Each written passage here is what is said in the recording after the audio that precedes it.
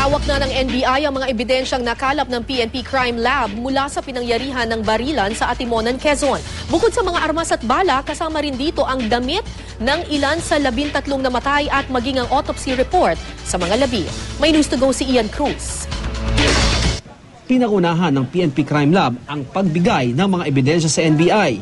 Kasama sa mga na-turnover ay ang 200 piraso ng slugs at basyo ng bala. 102 sa basyong ito ay nagmula raw sa M16 rifle. 36 galing sa kalibre 45, 34 mula sa M14 at 15 naman ay galing sa 9mm. Tinurnover na rin ang 14 na baril na nakuha sa crime scene at sinasabing galing sa mga nasawi.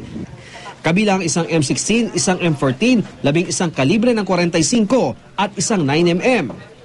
Nakakuha rin ng 265 na live ammunition o yung di pa naipuputok na bala mula sa mga narecover na baril sa crime scene.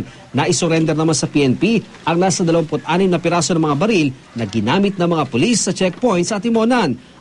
6 na M16, 3 ang carbine, 15 ang 9mm at 2 kalibre 45. Ayon kay Sabong, wala pa ang kumpletong ballistic examination report sa isinumite sa NBI.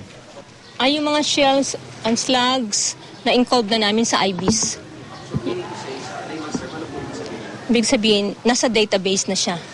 Bukod sa mga baril, basyo at bala, isinumite na rin ng PNP ang autopsy report sa mga bangkay, pati na ang SOCO report sa crime scene.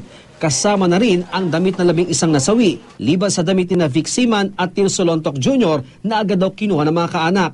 Wala sa mga naisalin sa NBI ang baril ni Superintendent Hansel Marantan, pero hawak na raw ng NBI ang isang bala na nakuha sa katawan ni Marantan. Kahapon yung slug nakuha na namin sa ospital. Itinurnover na sa amin. At ito ay nasa sa Firearms Investigation Division na namin ngayon. Pero sir, yung slug na yun, saan nakuha parte? Sa tuhod ba yun o sa dibdib? Ang alam ko sa tuhod. Makikipag-ugnayan din daw sa mga abogado ni Marantan ng NBI para makuha ang baril na ginamit nito sa operasyon sa Atimonan. Mula rito sa Calamba, Laguna, Ian Cruz, GMA News.